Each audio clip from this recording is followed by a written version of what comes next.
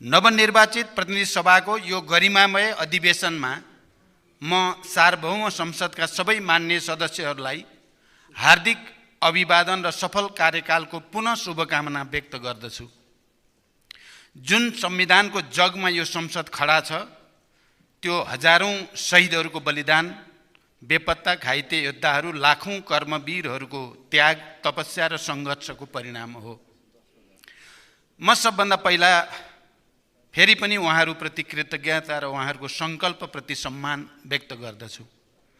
हामी उहाँहरूको बलिदानले बाँधिएका छौँ र उहाँहरूको सङ्कल्पले हामीलाई डगमगाउन र विचलित हुन दिने छैन। नयाँ प्रतिनिधि सभाको गठनसँगै नेपालको संविधानको धारा 76 को उपधारा 2 बमोजिम मेरो नेतृत्वमा विभिन्न राजनीतिक दलको सहभागितामा सरकार गठन भएको छ। यो विश्वासका लागि दलहरूलाई धन्यवाद दिँदै म आज यो सार्वभौम संसदमा सामाजिक न्याय, सुशासन र समृद्धिको सङ्कल्पसहित प्रधानमन्त्रीमा विश्वासको मत माग्नका लागि उपस्थित भएको छु। सभामुख महोदय, प्रधानमन्त्रीका रूपमा म निषेध, अपमान र प्रतिशोध होइन, सहमति, सहकार्य र आपसी विश्वासको राजनीतिलाई अगाडि बढाउन प्रतिबद्ध छु। यो देशमा जति पनि सार्थक परिवर्तन भएका छन्, वामपन्थी र लोकतान्त्रिक शक्ति मिलेर भएका छन्। 104 वर्ष लामो राणा शासन होस् वा 30 वर्ष लामो पञ्चायती निरङ्कुशता, वाम लोकतान्त्रिक सहकार्यबाट नै समाप्त भएको हो।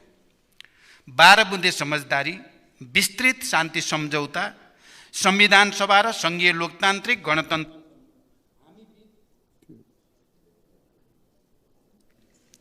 हामी बीच सहकार्यकै परिणाम हुन्। राष्ट्रिय सङ्कटका संवेदनशील क्षणहरूमा पनि हामी राजनीतिक शक्तिहरू एकै ठाउँमा उभिँदै आएका छौँ। हामी मिल्दा देश अगाडि गएको छ, नमिल्दा देश सङ्कटतिर गएको छ। 72 सालको महाभूकम्पका बेला सुशील कोइराला प्रधानमन्त्री हुनुहुन्थ्यो, म प्रतिपक्षी दलको नेता थिएँ। मैले यही रोस्टममा उभिएर भने देशमा विद्यमान आजको यो सङ्कटको घडीमा अब संसदमा कुनै पक्ष प्रतिपक्ष रहेन। प्रतिपक्षको नेता हुँदाहुँदै पनि म उद्धार र पुनर्निर्माणमा मात्र होइन, संविधान निर्माणमा पनि राष्ट्रिय सहमति जुटाउन अग्रसर भएँ। मलाई गर्व छ, त्यसले राष्ट्रलाई सुखद परिणाम पनि दियो। देश अहिले पनि कुनै न कुनै रूपमा सङ्कटमै छ। साना सङ्कटहरूको समयमै समाधान नखोजे तिनले ठुलो सङ्कट जन्माउँछन्।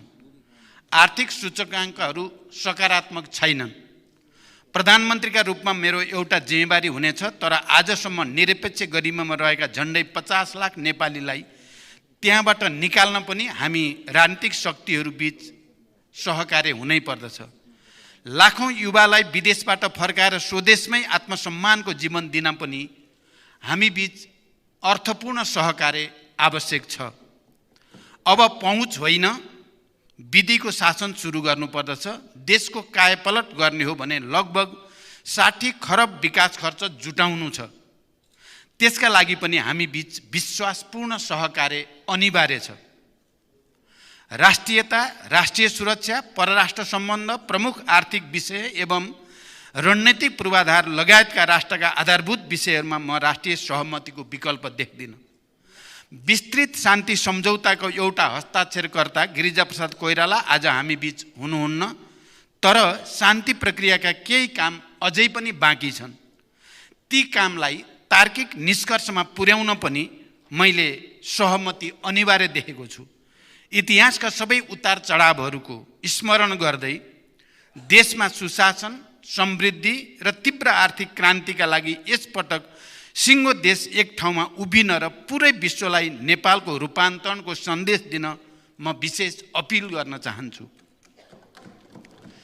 सभामुख महोदय, म यसपटक ठुलो आत्मस्वीकारोक्ति र आत्मसमीक्षा सहित यो रोस्टममा उभिएको छु। म यसअघि 9 महिना 2 पटक प्रधानमन्त्री भएँ। आज यो स्वीकार गर्न मलाई कुनै सङ्कोच छैन। पहिलो पटक प्रधानमन्त्री हुँदा मसँग न अनुभव थियो न टिम। विभाजित मनोदशा र पार्टीभित्रकै सङ्घर्षमा म बढी रुमल्लिएँ। सिक्दै भित्र र बाहिरका घेराबन्दीसँग जुझ्दै एउटा अप्रिय अवस्थामा मैले प्रधानमन्त्रीबाट राजीनामा दिन पर्ने अवस्था आयो। तैपनि मैले त्यसबेला सुरु गरेका मध्य पहाडी लोकमार्ग, उत्तर दक्षिण कोरिडोर, गरिब किसानको ऋण मिनाहा र विद्युतीकरणमा तीव्रता दिने प्रयासले राष्ट्रिय जीवनमा आज पनि प्रभाव पारेकै छ भन्ने मलाई सोच्दा, स्मरण गर्दा मलाई विशेष सन्तोषको अनुभूति हुन्छ। मेरो दोस्रो कार्यकाल वैदेशिक सम्बन्धमा ठुलो उतार चढाव आएको बेला सुरु भयो। मधेस आन्दोलनमै थियो। संविधानको सफल कार्यान्वयनमा धेरै विश्वास जागिसकेको थिएन। संविधान संशोधनको प्रयासबाट मैले मधेसलाई विश्वासमा लिने कोसिस गरेँ। स्थानीय निकायको निर्वाचन गरेर संविधान कार्यान्वयनको विश्वासपूर्ण सुरुवात गर्ने अवसर मैले प्राप्त गरेँ। मूल्य वृद्धि नियन्त्रणमा राखेर आर्थिक वृद्धि दर 7% कट्यो र एउटा आर्थिक मानक बन्यो। लोड सेडिङ अन्त्य भयो। त्यसअघि कहिल्यै पालना नहुने राजनैतिक सहमतिको मैले अक्षरशः पालन गरेँ र अत्यन्त इमानदारीका साथ सत्ता हस्तान्तरण गरेँ। मलाई लाग्छ मेरो त्यो छोटो कार्यकाल सफल कार्यकालका रूपमा इतिहासमा दर्ज भइसकेको छ। आज परिस्थितिवश तेस्रो पटक प्रधानमन्त्रीका रूपमा विश्वासको मतका लागि अनुरोध गर्न म यो सम्मानित संसदको रोस्टममा उभिएको छु। मैले भनि नै हालेँ, म यसपटक फरक सङ्कल्पका साथ संसद सामु उभिएको छु। विश्वासको मत पाएँ भने म प्रधानमन्त्रीको यो कार्यकाल इमानदार स्वीकारोक्तिका साथ सुरु गर्न चाहन्छु कि हामी राजनीतिक कर्मी कहीँ न कहीँ चुकेका छौँ। इमानदार स्वीकारोक्तिका साथ सुरु गर्न चाहन्छु कि हामी राजनीतिक कर्मी कहीँ न कहीँ चुकेका छौँ। त्यसो हुन्न थियो भने हाम्रा लाखौँ युवा विदेशी भूमिमा पसिना बगाइरहेका हुने थिएनन्। आफ्नै परिवारसँग आफ्नै देशमा रमाइरहेका हुने थिए। 50 लाखभन्दा बढी नेपाली अहिले पनि बहुआयामिक गरिबीमा हुने थिएनन्। हाम्रा विश्वविद्यालयहरू क्यालेन्डरसम्म बनाउन नसक्ने गरी भद्रगोल हुने थिएनन्। शिक्षा र स्वास्थ्य क्षेत्र राज्यको नियन्त्रणबाट लगभग बाहिर जाने अवस्था आउने थिएन। विकास आयोजनाहरू यस्तो लथालिङ्ग अवस्थामा हुने थिएनन्। खेलाडीहरू अरू सुविधा त परै रहोस्, डाइटसम्म दिन नसक्ने खेलाडीहरूलाई अरू सुविधा त परै जाओस्, डाइटसम्म दिन नसक्ने अवस्था हुने थिएन।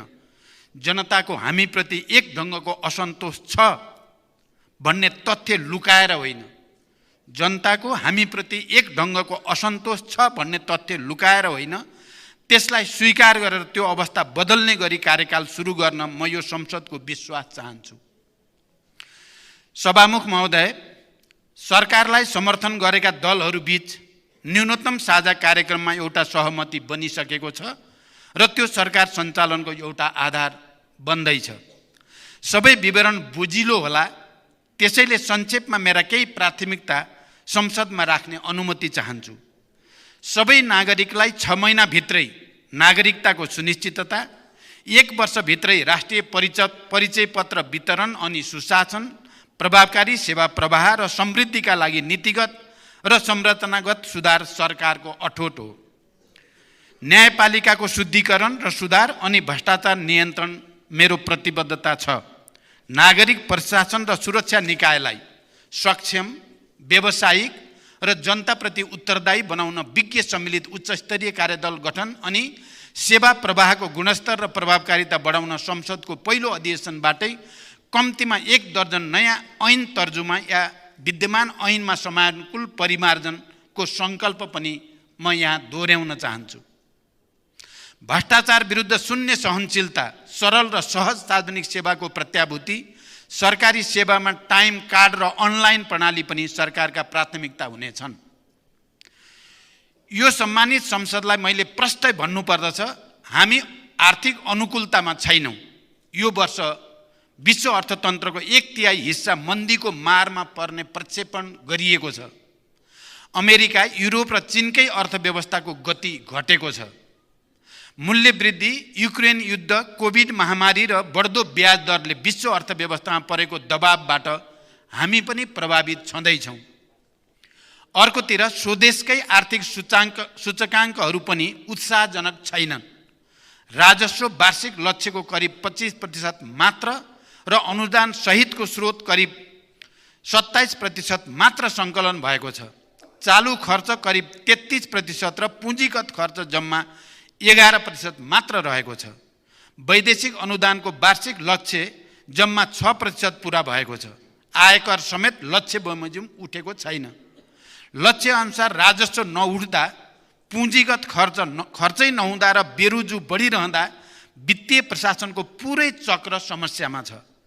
तैपनि म सबै खाले आमूल सुधारबाट आगामी 5 वर्षमा आर्थिक वृद्धि दर 2 अङ्कको नजिक पुर्याउने सङ्कल्प यो सम्मानित संसद सामु व्यक्त गर्दछु र यहाँहरू सबैको पूर्ण सहयोगको अपेक्षा पनि गर्दछु।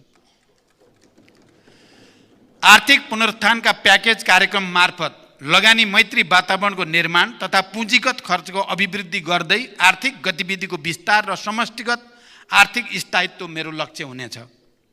बैंकिङ प्रणालीमा विद्यमान तरलता सङ्कुचनको समस्यालाई सम्बोधन गर्न वित्तीय तथा मौद्रिक उपकरणहरूको उपयोग गरिनेछ। वैदेशिक मुद्रा सञ्चितिमा परेको चापलाई सम्बोधन गर्न तरलता र कर्जा प्रवाहको शिथिलतालाई सुधार गरिनेछ। आर्थिक पूर्वाधार विकासमा सरकारी लगानी बढाइनेछ। व्यावसायिक वातावरणमा सुधार ल्याउँदै लगानीका लागि पुँजीको सहज उपलब्धता हुने प्रबन्ध मिलाइनेछ। सहकारिताको माध्यमबाट बचतलाई प्रोत्साहन गर्दै स्वरोजगार प्रवर्धन एवं आय आर्जनका कार्यक्रम सञ्चालन गरिनेछ। सभामुख महोदय, म दोस्रो पटक प्रधानमन्त्री हुँदै गर्दा दैनिक 20 घण्टासम्म लोड सेडिङ थियो। औद्योगिक क्षेत्र मात्र होइन, जनजीवन नै अस्तव्यस्त थियो। त्यो स्थितिमा उज्यालो नेपाल अभियान घोषणा गरियो। कतिपय सब स्टेसनहरूमा 3 शिफ्टमा 24 घण्टे काम गर्ने वातावरण मिलाइयो र लोड सेडिङलाई इतिहासको विषय बनाइयो। त्यसले अन्धकार मात्र हटाएन, राष्ट्रको आत्मविश्वास पनि बढायो। आज प्राधिकरण नाफामा गएको छ। आज हामी विद्युत बेचेर विदेशी मुद्रा कमाउने ठाउँमा आइपुगेका छौँ। मेरो प्रश्न छ, यही काम सडकमा 3 शिफ्टमा किन हुन सक्दैन? भवन निर्माणमा किन 24 घण्टा काम हुन सक्दैन? म संसदसँग वाचा गर्दछु। प्राधिकरणको त्यो अनुभव अब सबै पूर्वाधार निर्माणमा लागू गरिनेछ। विकास आयोजनाहरू वर्षौंसम्म अधुरो हुने, लागत र समय बढ्ने विकृति अब हामीलाई स्वीकार्य छैन। त्यसका लागि आवश्यक ऐन संशोधन लगायत नीतिगत सुधार दृढताका साथ अघि बढाइनेछ। प्रशासनिक खर्चमा मितव्ययिता, बजेटमा अनुशासन, सार्वजनिक खर्चको उपलब्धि र उत्पादकत्व वृद्धि, राजस्व चुहाटमा कडा नियन्त्रण सरकारका प्राथमिकता हुनेछन्। सहभागिता र परिपालना बढाउन प्रवर्धनात्मक कार्यक्रमका साथसाथै नियमनमा समेत जोड दिइनेछ। सार्वजनिक ऋणको छनौटपूर्ण उपयोग गर्दै दिगोपना कायम गरिनेछ। सार्वजनिक संस्थानको व्यवस्थापन सुधारका साथै व्यवसाय विस्तारमा जोड दिइनेछ। नेपाललाई आकर्षक र प्रतिस्पर्धात्मक लगानी गन्तव्य बनाउने मेरो सङ्कल्प छ। औद्योगिक, वित्तीय र मौद्रिक नीतिको सामञ्जस्यपूर्ण कार्यान्वयनबाट अर्थतन्त्रलाई गतिशील तुल्याइनेछ। वित्तीय, मौद्रिक, पुँजी बजार, सहकारी, बीमा र निजी कम्पनीका निकायहरूबीच आवश्यक समन्वय गरी निजी क्षेत्रको लगानी प्रवर्धन गर्न नीतिगत, संस्थागत तथा प्रक्रियागत सुधार यो सरकारको प्राथमिकतामा रहनेछ। सभामुख महोदय, राजस्व प्रशासन करदाता मैत्री हुनेछ। कर छली, आयातमा न्यून बिजकीकरण, चोरी पैठारी, तस्करी तथा हुन्डी कारोबार जस्ता गतिविधिको अन्त्य गर्दै कर प्रणालीलाई थप प्रगतिशील तथा व्यवसायी मैत्री बनाइनेछ। आर्थिक स्थायित्व कायम गर्न औद्योगिक नीति, सरकारी वित्त नीति, राजस्व नीति, मौद्रिक नीति बीच तादात्म्य अनि सरकार, निजी क्षेत्र, सहकारी र सामुदायिक क्षेत्रको सहभागितामा द्रुत विकासको वातावरण निर्माण यो सरकारको सङ्कल्पमा छ। कानुनी, प्रक्रियागत, प्रणालीगत तथा संरचनागत सुधारबाट वैदेशिक लगानी आकर्षित गरिनेछ। विनिमय दर जोखिम व्यवस्थापन गर्न भरपर्दो हेजिङ सेवाको सुरुवात गर्ने नीति बनिसकेको छ र देशको सार्वभौम साख मूल्याङ्कन सोभरेन क्रेडिट रेटिङ यथाशीघ्र अगाडि बढाइनेछ। वैदेशिक व्यापारमा आएको शिथिलतालाई सम्बोधन गर्न निर्यात वृद्धिमा जोड दिइनेछ। राष्ट्रिय पुँजीको विकास र आर्थिक आत्मनिर्भरताका लागि स्वदेशी उत्पादनमा जोड दिनु सरकारको प्राथमिकता हुनेछ। स्वदेशी कच्चा पदार्थमा आधारित र आयात प्रतिस्थापन गर्ने प्रकृतिका उपभोग्य वस्तुहरूको उत्पादनमा जोड दिइनेछ र रोजगारी सृजना हुने क्षेत्रमा राज्यको लगानी बढाइनेछ। कृषि, प्राकृतिक स्रोत, ज्ञान र उच्च प्रविधिमा आधारित उद्योगको विकासबाट औद्योगिक उत्पादन बढाई निकासी वृद्धि गरिनेछ। पुँजीको अभावमा उद्यमशीलता निरुत्साहित हुन दिइने छैन।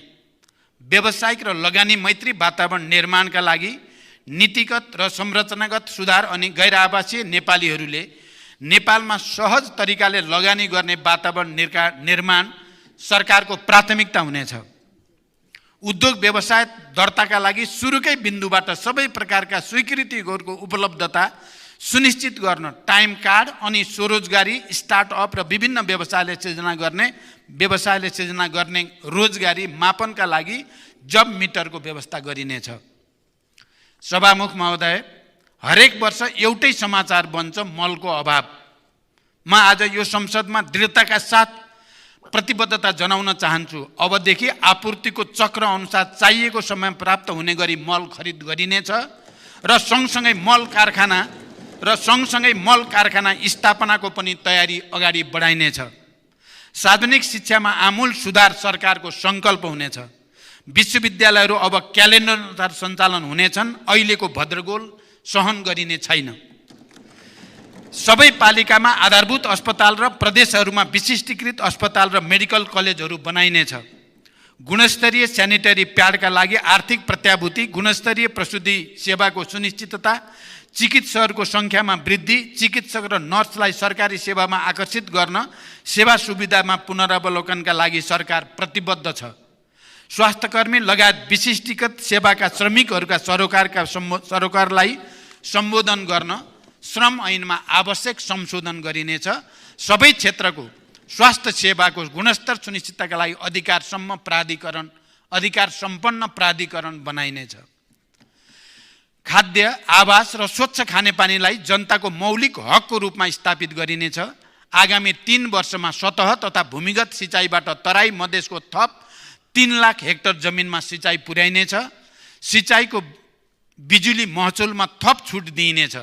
विद्युत उत्पादन विस्तार र निर्यात मार्फत आर्थिक वृद्धि दर बढाइनेछ र इन्धनमाथिको परनिर्भरता घटाइनेछ। ग्राहस्थ उपभोगका निम्ति वर्षायाममा मासिक 50 युनिट र हिउँदयाममा मासिक 30 युनिट विद्युत निःशुल्क उपलब्ध गराइनेछ। 5 वर्षमा विद्युत उत्पादन क्षमता 6500 मेगावाट र प्रति व्यक्ति विद्युत खपत 700 किलोवाट घण्टा पुर्याउने लक्ष्य सरकारले लिनेछ। विद्युत महसुलको समायोजन गर्दै 1 वर्षभित्रै 100% नागरिकमा बिजुली पुर्याइनेछ। ज्येष्ठ नागरिक, दलित, एकल महिला, अपाङ्गता भएका व्यक्ति, लोपोन्मुख जाति तथा लक्षित वर्ग र क्षेत्रका बालबालिका गरी 5 वर्षमा 60 लाखले सामाजिक सुरक्षा भत्ता पाउने व्यवस्था मिलाइनेछ। आर्थिक वृद्धिका आधारमा सबै प्रकारका भत्ता वृद्धि बढाइनेछ र 5 वर्षको अवधिमा न्यूनतम ज्याला मासिक रु 25,000 पुर्याइनेछ। वैदेशिक रोजगारीलाई सुरक्षित र मर्यादित बनाइनेछ। वैदेशिक रोजगारमा गएकाहरूको समस्या सुनवाई र समाधानका लागि हटलाइन सेवा सहितको सहयोग सेल गठन हुनेछ। प्रशासनिक अकर्मण्यता, आपसी समन्वय अभावका कारण सिर्जना हुने कृत्रिम अभाव, कालोबजारी, व्यवसायिक एकाधिकार लगायतका सुशासन विरोधी क्रियाकलाप नियन्त्रण गर्न, जनताको गुनासोलाई तत्काल सम्बोधन गर्न र नियमित संयुक्त अनुगमनका लागि सम्बन्धित निकायका प्रतिनिधि रहेको प्रधानमन्त्री निगरानी कार्यक्रम सञ्चालन गरिनेछ। लोक कल्याणकारी कार्यक्रमहरू सीमान्त जनतासम्म पुग्ने ग्यारेन्टी गरिनेछ। सभामुख महोदय, स्वेच्छा वा रहरले कोही गरिब र भूमिहीन हुँदैनन्। मान्छे गरिब हुन्छ अवसरमा पहुँच नभएर, आधारभूत सुविधा नपाएर।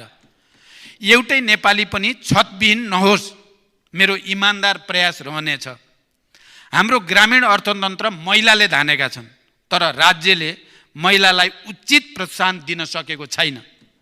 रेमिट्यान्स पठाएर देश बचाइरहेको युवालाई न राज्यले सुरक्षा दिन सकेको छ, न उचित सम्मान नै दिन सकेको छ। म यो अवस्था बदल्न प्रतिबद्ध छु।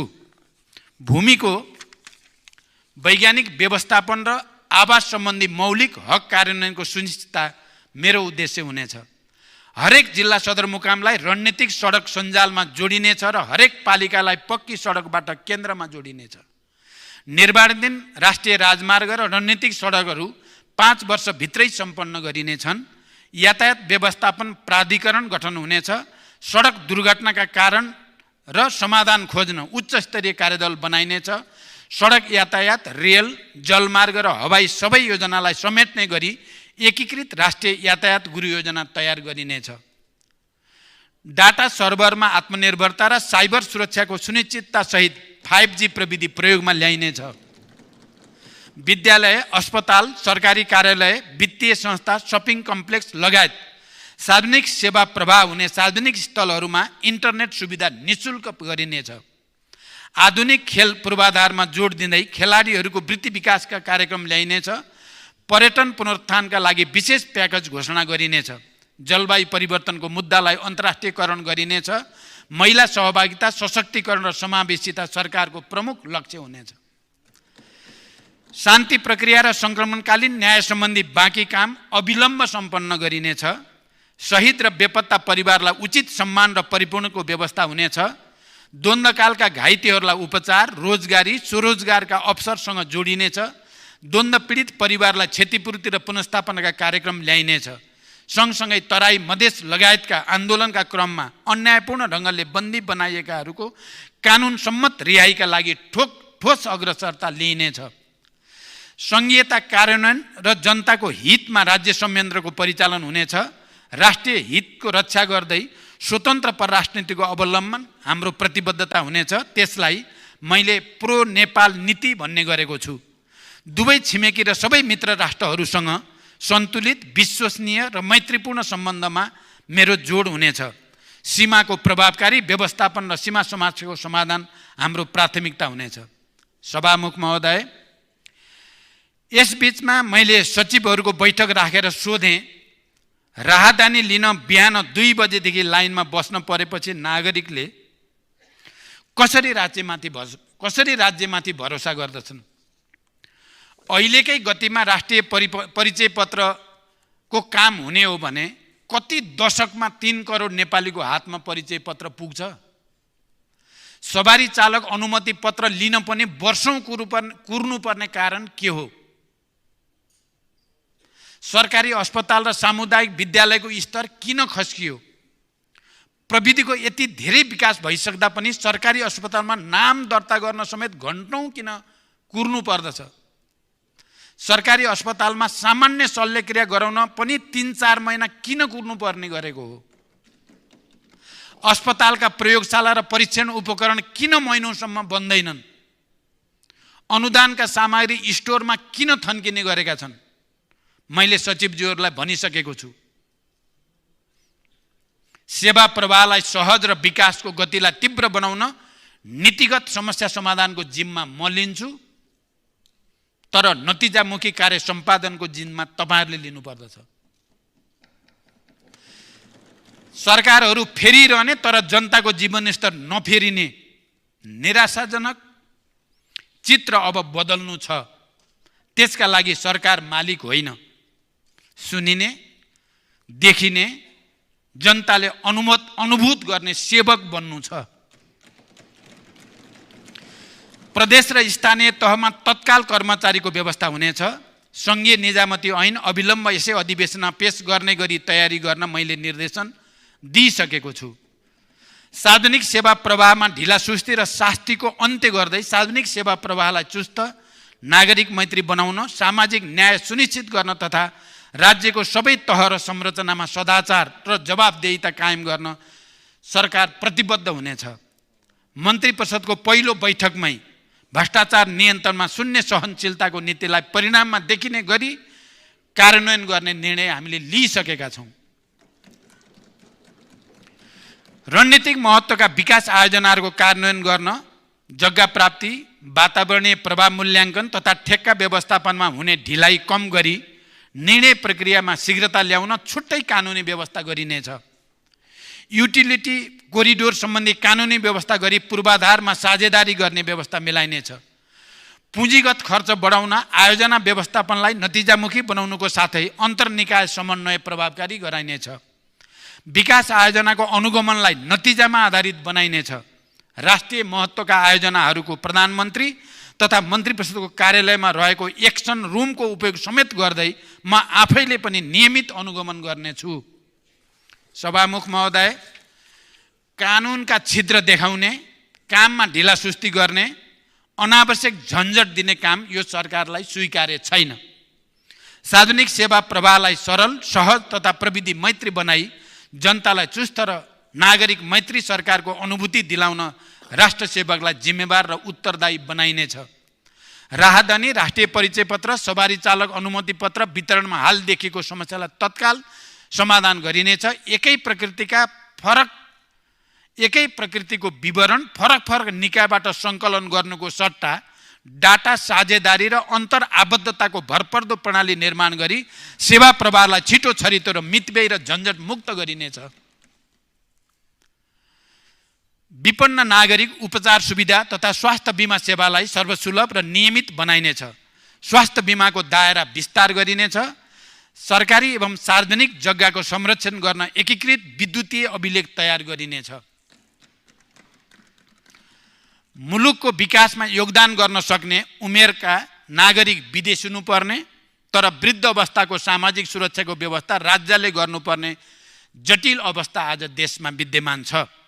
यो परिस्थितिबाट बाहिर निस्कन स्वदेशमै रोजगारीका अप्सन सृजना गर्न निजी क्षेत्र समेतको सहभागितामा ठोस कार्यक्रम सञ्चालन गरिनेछ। निजी क्षेत्रको विकासका लागि आवश्यक नीतिगत र कानुनी सुधार, आर्थिक पूर्वाधार विकासमा सरकारी लगानीको वृद्धि, व्यावसायिक वातावरणमा सुधार, सहकारिताको माध्यमबाट बचतलाई प्रोत्साहन अनि स्वरोजगार प्रवर्धन सरकारका उद्देश्य हुनेछन्। सार्वजनिक संस्थानको व्यवस्थापन सुधारका साथै व्यवसाय विस्तारमा जोड दिइनेछ। पर्यटकीय पूर्वाधारको निर्माण र सेवाको गुणस्तरमा सुधार सरकारको मुख्य जोड हुनेछ। गौतम बुद्ध र पोखरा अन्तर्राष्ट्रिय विमानस्थलको पूर्ण क्षमतामा सञ्चालन र स्रोतको सुनिश्चितता सहित निजगढमा अन्तर्राष्ट्रिय विमानस्थलको निर्माण प्राथमिकतामा हुनेछ। मलाई थाहा छ मिडिया उद्योग सङ्कटमा छ। म विश्वास दिलाउन चाहन्छु यो सङ्कटमा सरकारले मिडिया उद्योगलाई एक्लै छाड्ने छैन। सञ्चारकर्मीहरूको हक र हित पनि सरकारको उच्च प्राथमिकतामा हुनेछ। पछिल्ला दिनमा शेयर बजारमा आएको सकारात्मक परिवर्तनलाई मैले नयाँ सरकारप्रति जनताको भरोसाको सङ्केतको रूपमा हेरेको छु। तीव्र आर्थिक विकास र न्यून मुद्रास्फीति सरकारको लक्ष्य हुनेछ। लाइन मुक्त देश हाम्रो सङ्कल्प हो। म विश्वास दिलाउन चाहन्छु देशका हरेक नागरिकलाई लागोस्। सरकार मेरो अभिभावक हो। सरकार मेरो पक्षमा छ। सरकार मेरो लागि केही गरिरहेको छ। यो जनतालाई लाग्नै पर्दछ। त्यसरी नै काम गर्ने प्रतिबद्धता पनि म व्यक्त गर्न चाहन्छु। राष्ट्र सेवालाई राजनीतिक हस्तक्षेपबाट मुक्त राखी व्यावसायिक, प्रतिस्पर्धी र दक्ष बनाइनेछ। तीनवटै तहका सरकारको मौजुदा कर्मचारीको दरबन्दीको पुनरावलोकन गरी सेवा प्रवाह गर्ने निकायमा पर्याप्त जनशक्तिको व्यवस्था गरिनेछ। विकास आयोजनामा विनियोजन गरेको रकम खर्च गर्न सक्ने परियोजनाहरूमा सारिनेछ। जिम्मेवारी लिने तर लक्ष्य अनुसार राजस्व असुली र विकासका काम गर्न नसक्ने पदाधिकारीलाई कार्य सम्पादन मूल्याङ्कनसँग जोडिनेछ। सरकारी पदाधिकारीहरूले परराष्ट्र मन्त्रालयको जानकारी बिनै विदेशी कूटनीतिज्ञहरूलाई भेट्ने काम अब हुन दिइने छैन।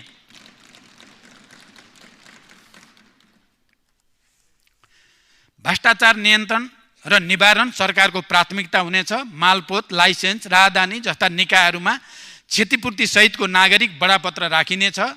बुस्टर डोजको खोपको लागि भ्याक्सिनको तत्काल प्रबन्ध गर्न लागिसकिएको छ।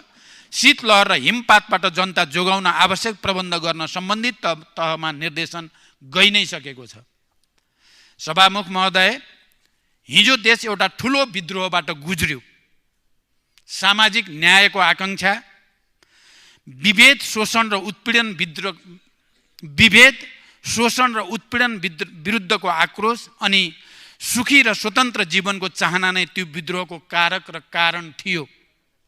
हिजो हामी भित्र जुन आवेग थियो, परिवर्तनको जुन संकल्प थियो, अब त्यसलाई त्यही घनत्वको साथ जगाउन र राष्ट्र निर्माणमा लाग्न म प्रतिबद्ध छु। यो सम्मानित सदनलाई मेरो अनुरोध छ, सरकारमा म त्यही आवेग जगाएर आफू देश र यो संसदलाई पनि प्रमाणित गर्न चाहन्छु। सम्भव छैन, सकिँदैन, केही हुँदैन भन्ने निराशा र नकारात्मक भावलाई अब यो सरकारमा कुनै ठाउँ हुने छैन। म यो संसदसँग विश्वासको मत पनि नितान्त सकारात्मक र रचनात्मक हस्तक्षेपका लागि माग गरिरहेको छु। हामी सबै दल मिलेर व्यवस्था बदल्यौँ। अब हामी सबैको सहकार्यमा जनताको अवस्था बदल्न पनि म संसदबाट एउटा मौका चाहन्छु। मलाई कुनै दुविधा छैन, एउटा कप्तान केवल एउटा टिमका रूपमा सफल हुन्छ। मैले लिएका लक्ष्य सरकारका घटक मात्र होइन, सिङ्गो संसदलाई साथसाथै लैजान सके मात्र पुरा हुनेछन्। मैले पहिले पनि भने, म निषेध र अपमान होइन, सहकार्य र आपसी विश्वासको राजनीतिका लागि प्रतिबद्ध छु। म संसदमा पूर्ण विश्वास र आपसी सद्भावको वातावरण बनाउने पक्षमा छु र मैले हिजो पनि भने, हाम्रा मतभेदहरू समेत मर्यादित हुनेछन्। म सबै दल र मान्य सदस्यहरूलाई आग्रह गर्दछु, आउनुहोस् यसपटक संसदमा नयाँ अध्यायको सुरुवात गरौँ। त्यसै पनि नेपालको राजनीति केही कमजोरीका बावजुद अन्यत्र भन्दा भिन्न छ। अन्यत्र हामी धेरै बदलाभाव देख्छौँ, तर यहाँ प्रतिशोधलाई धेरै ठाउँ छैन। हामी कहाँ राजनीतिक संवादहीनता पनि लामो समय रहने गरेको छैन। राष्ट्रका सङ्कटहरूमा हामी सबै राजनीतिक दल पटक पटक एकै ठाउँमा उभिँदै आएका छौँ। यसपटक पनि संसदको विभाजन नहोस्, देशले एकता र सहकार्यको सन्देश प्राप्त गरोस्। म बिना कुनै पूर्वाग्रह सबै राजनीतिक दलहरूसँग सहकार्यका लागि प्रतिबद्ध छु। सिङ्गो सदनको साझा प्रधानमन्त्रीका रूपमा मलाई राष्ट्र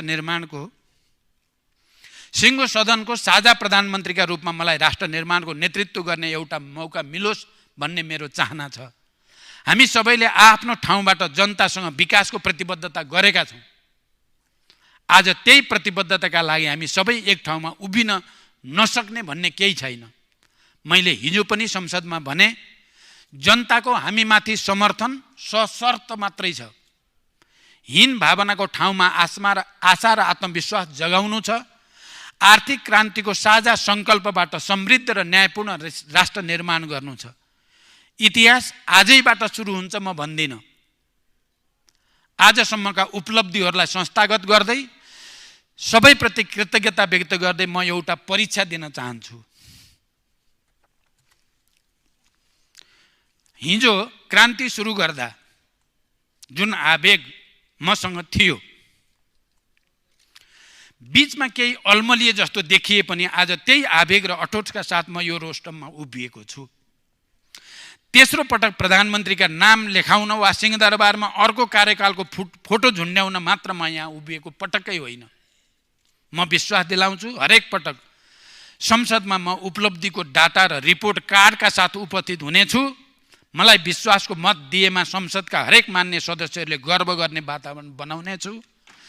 सबैको साथ र सहयोग लिएर राष्ट्र निर्माण होमिन यो सम्मानित सदनसँग प्रधानमन्त्रीका रूपमा म विश्वासको मतका लागि हार्दिक अनुरोध गर्दछु। धन्यवाद।